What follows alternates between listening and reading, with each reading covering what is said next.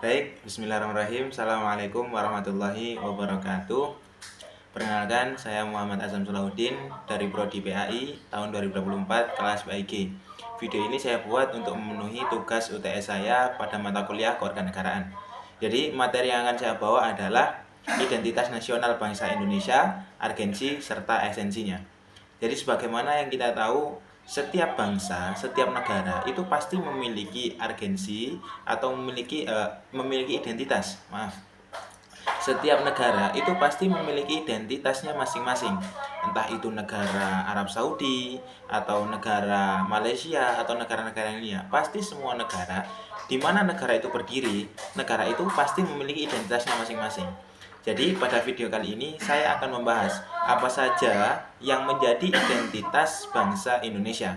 Kemudian dari identitas tersebut, agensi dan esensinya itu apa kira-kira? Baik, jadi yang pertama, identitas itu sebelum kita memasuk apa saja, yang pertama itu saya akan jelaskan, identitas itu bukanlah sebuah hal yang asing bagi kita. Karena identitas ini adalah wajah bagi seorang negara atau bagi sebuah bangsa, sebuah negara. Karena dengan identitas inilah orang-orang akan mengenal negara kita. Nah, kalau misalnya kita lihat secara kasar ya, yang menjadi identitas dari negara Indonesia yang pertama adalah negaranya yang berpulau-pulau. Karena negara Indonesia tidak sama dengan negara lain. Nah, kita lihat secara kasar saja dulu. Tapi apakah negara yang berpulau ini termasuk sebagai identitas? Atau yang disebut identitas itu adalah hal-hal yang lainnya? Nah, apa saja? Mari kita bahas. Yang pertama, yang menjadi identitas nasional adalah bahasa Indonesia. Kenapa kok bahasa Indonesia? Dikarenakan setiap negara semua memiliki bahasanya masing-masing. Nah, entah itu di negara Arab dan negara Mesir, dua-duanya sama dari menggunakan bahasa Arab. Hanya saja yang menjadi identitas adalah bahasa amiyahnya mereka yang berbeda-beda. Nah, oleh karena itu bahasa Indonesia menjadi identitas bahasa Indonesia, menjadi identitas negara. Karena apa? Karena orang-orang akan mengerti, orang-orang di Indonesia ini bahasa yang mereka gunakan bukanlah bahasa Arab dan bahasa Inggris atau bahasa Chinese atau bahasa yang lainnya, tetapi ia menggunakan bahasa Indonesia itu sendiri. Kemudian yang kedua apa? Yang kedua adalah sang saka merah putih. Tidaklah dikatakan sebuah negara apabila ia tidak memiliki bendera kebangsaannya. Dan kita tahu bendera negara kita memiliki dua warna, yang pertama merah dan yang kedua putih. Oleh karena itu kita mengatakan bangsa Indonesia memiliki identitas benderanya yang kita sebut dengan sang saka merah putih. Kemudian yang ketiga adalah lagu kebangsaan. Seperti yang kita tahu, lagu kebangsaan Indonesia seringkali kita nyanyikan bersama pada acara-acara formal atau pada acara-acara tertentu.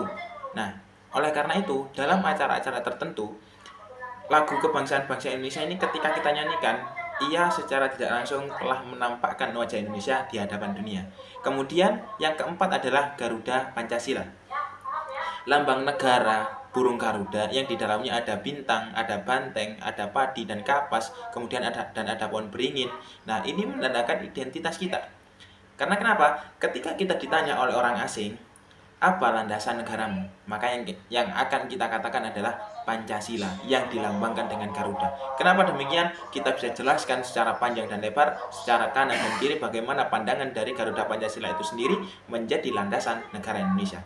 Kemudian yang kelima adalah Bhinneka Tunggal Ika. Bhinneka Tunggal Ika ini memiliki makna berbeda-beda tetapi tetap satu jua. Apa maksud dari berbeda-beda tetapi tetap satu jua? Karena di Indonesia ini banyak sekali budaya yang ada di Indonesia, banyak sekali suku-suku yang ada di Indonesia, dan di setiap suku memiliki perbedaannya masing-masing. Contoh di suku Jawa menggunakan bahasa Jawa, di Kalimantan ada suku Dayak menggunakan bahasa Kalimantan, menggunakan bahasa Dayak. Kemudian di Sumatera ada, di Medan dan sebagainya ada suku Batak, mereka menggunakan bahasa Batak. Kemudian di Sumbawa ada suku Bugis, mereka menggunakan bahasa Bugis. Nah, oleh karena itu, mereka disatu padukan menjadi satu, menjadi bangsa Indonesia yang satu. Oleh karena itu, semboyan dari bangsa Indonesia adalah Bhinneka Tunggal Ika. Berbeda-beda tetapi tetap satu jua. Tidak hanya dalam hal suku dan ras, tetapi dalam ke dirinya. Nah, itu semua adalah Bhinneka Tunggal Ika. Berbeda-beda tetapi tetap satu jua. Kemudian Yang keenam adalah UUD 45, landasan Undang-Undang 45 yang menjadi dasar negara, dan dasar negara itulah